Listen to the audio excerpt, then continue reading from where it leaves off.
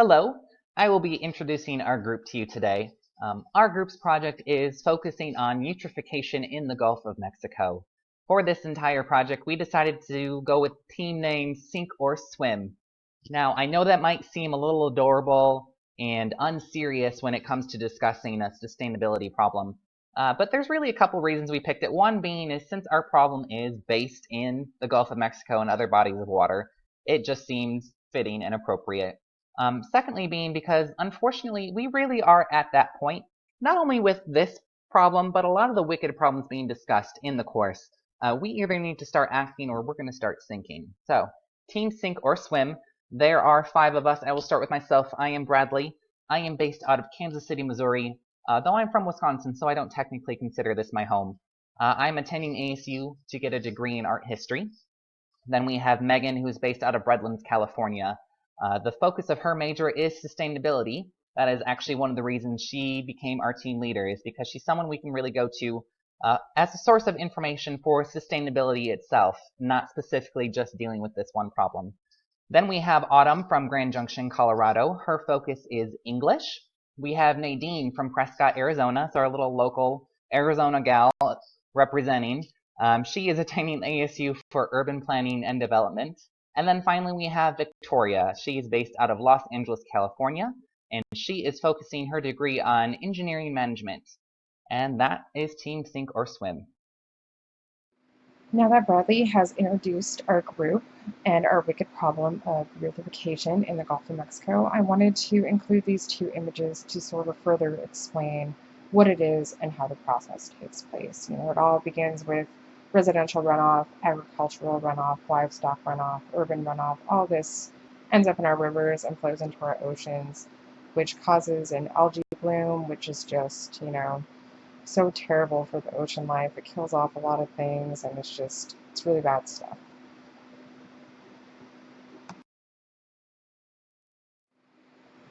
So I also really wanted to include this little diagram I found. I thought it was a really good piece of information. It really shows how these dead zones are formed, and the 3 steps it takes for all this stuff to happen. So take time to read it. It's really a good piece of information. And up next, Nadine, will be discussing our group definitions of sustainability.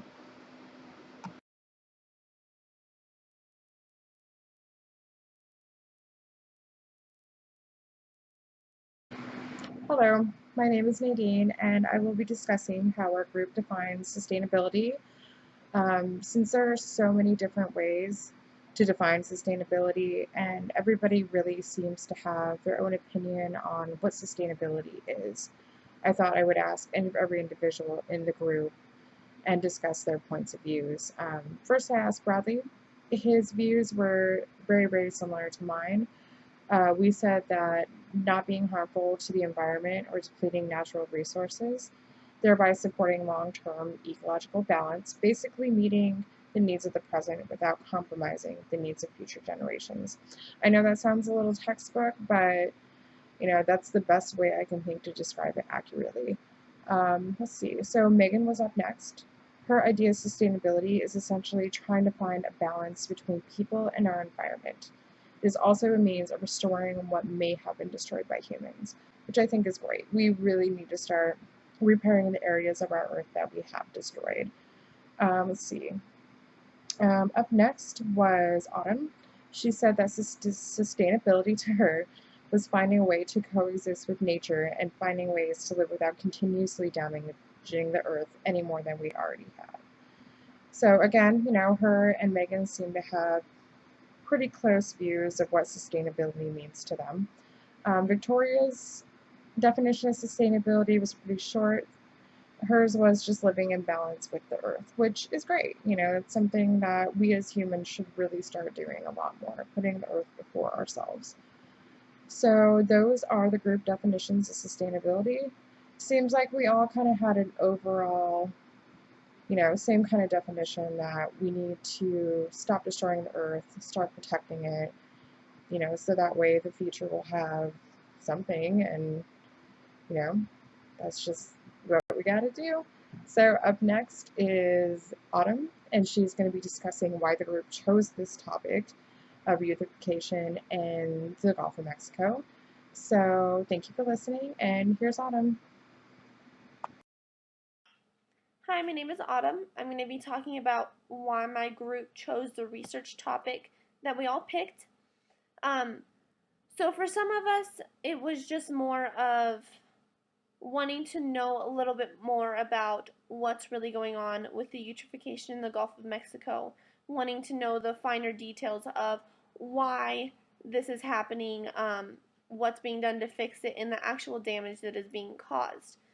For others, it was just having a draw to the ocean and just seeing firsthand it be destroyed and wanting to make an impact, and actually why they even chose their major, and wanting to just really make an impact and better the environment in the long run. So for me personally, I really have always loved the ocean. I actually would really love to get a minor in marine biology, and make steps towards healing the ocean and just um, fixing what's going on and just being a little bit more informed. So we all kind of just came to the conclusion that we were seeing all this damage being done, and we all felt really strongly about the impact that not only it's making on us personally, but that it's making just on a global scale, as this is affecting not only the ocean and the ecological things that are going on in there, but it's affecting our economy and the people that, use fishing as a way of life and how they make things happen for themselves. So we all just really wanted to learn a little bit more about what's going on and how this can be healed so that we're not causing more harm in the long run, and we can start to reverse this and really just make a change in the world. So these are some photos of some of the effects of eutrophication. Just wanted everyone to have a visual of the problem and so they know exactly what's going on. So, hi, I'm Megan. I'm the group manager for this week, group project manager. I am doing part C and D of number 4 for the group video. We originally, when we started this, we were conversing with email and the group message, like the group message board on asu.com. We ended up moving towards, we tried Google Hangouts, which has worked, for me in the past. But we had a lot of complications kind of early on as far as communications went, so we ended up defaulting to text. And texting ended up helping quite a bit for our project so far, our communications, once we got everybody on the same boat and everybody's numbers changed up and given. So it worked out a lot because some of us are night shift, some of us are day shift, some of us, they've got the family and all that going on, so it made it easier because we couldn't really have we'll meet up at 5 o'clock. We couldn't have like a set hour. It was really difficult, but we do predominantly talk in the mornings and the evenings before everyone gets up and going or is going home and going to bed. But texting really helps with that because, when you're on your lunch break or you have that 10 minutes to let it look down, texting really helps because you can immediately pick up where you left off and you can scroll through the messages and make sure everyone's, on the same page. Kind of instant speech, if you would. As far as the workload, we tried to distribute it as evenly as possible. It was a little hard. We tried to make sure that everybody had a position they wanted or that they were strong at, which did become, like I said earlier, a little bit of a challenge, but I feel like we got all the bumps worked out, all our I's dotted and our T's crossed.